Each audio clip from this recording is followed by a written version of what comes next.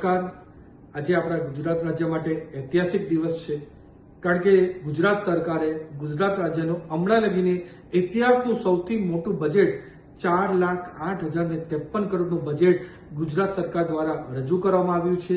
આ પૂરા ગુજરાતનું સર્વાંગી વિકાસ થાય, દરેક સમાજનો વિકાસ થાય, દરેક વિસ્તારનો વિકાસ થાય, એ રીતનું વેલ બેલેન્સ બજેટ જે રજૂ કર્યું છે, એના માટે ખાસ કરીને ગુજરાત સરકારના આપણા મુખ્યમંત્રી ભૂપેન્દ્ર પટેલ સાહેબ, ઉપમુખ્યમંત્રી હર્ષભાઈ સંઘવી અને સાથે સાથે ગુજરાત રાજ્યના નાણામંત્રી કનુભાઈ દેસાઈનું દિલથી હું ધન્યવાદ કહેવા માંગુ છું કે આટલું સારું વેલ બેલેન્સ બજેટ આપણા ગુજરાતના સર્વાંગી વિકાસ માટે તમે રજૂ કર્યું છે। આ એવું બજેટ છે કે દરેક સમાજ, ચાહે ગરીબ વર્ગ હોય, મધ્યમ વર્ગ હોય, આદિવાસી વિસ્તાર હોય, કાંઠા વિસ્તાર હોય, જંગલ વિસ્તાર હોય, દરેક વિસ્તારના માટે, દરેક લોકો માટે, કંપની માટે, કોર્પોરેટ માટે, દરેકના માટે સર્વાંગી વિકાસ થાય એ રીતનું બજેટ છે।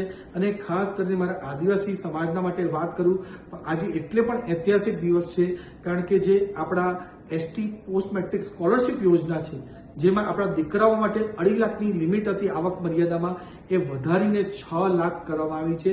એનાથી આવા આપણે બાળકો હજુ સારી રીતે પોસ્ટ મેટ્રિકમાં ભણી શકશે અને ગુજરાત સરકારની જે પોસ્ટ મેટ્રિક સ્કીમ છે એનો લાભ પણ લઈ શકશે। એની સાથે સાથે જે આપણે આદિવાસીના માટે નિવાસી શાળા છે, જેમાં બાળક દીઠ 70,000 રૂપિયાની જોગવાઈ હતી, એ વધારીને પણ 80,000 કરવામાં આવી છે।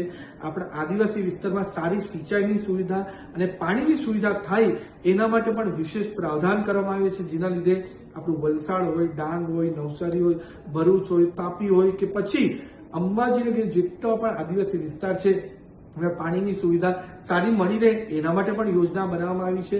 અને આદિવાસી વિસ્તારમાં નેટવર્કની પણ સારી સુવિધા થાય એના માટે ટાવરના માટે પણ સ્પેશિયલ ફંડનું એલોકેશન કરવામાં આવ્યું છે।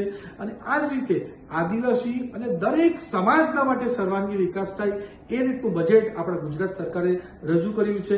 અને ખાસ કરીને વાત કરું છે બજેટની, આ આપણા નાણામંત્રી કનુભાઈ દેસાઈ બેગ લઈને ગયા, એમાં પણ તમે ખાસ જુઓ તો વારલી પેઇન્ટિંગ, અને વારલી પેઇન્ટિંગમાં પણ જે અમારી આદિવાસી સમાજની કુળદેવી છે કંસેરી માતા, એમનું ચિત્ર વારલી પેઇન્ટિંગમાં દોર્યું હતું। એ બતાવે છે કે ગુજરાત સરકાર આદિવાસી સમાજ માટે કેટલી કટિબદ્ધ છે અને દરેક સમાજ અને દરેક વિસ્તારનું સર્વાંગી વિકાસ થશે।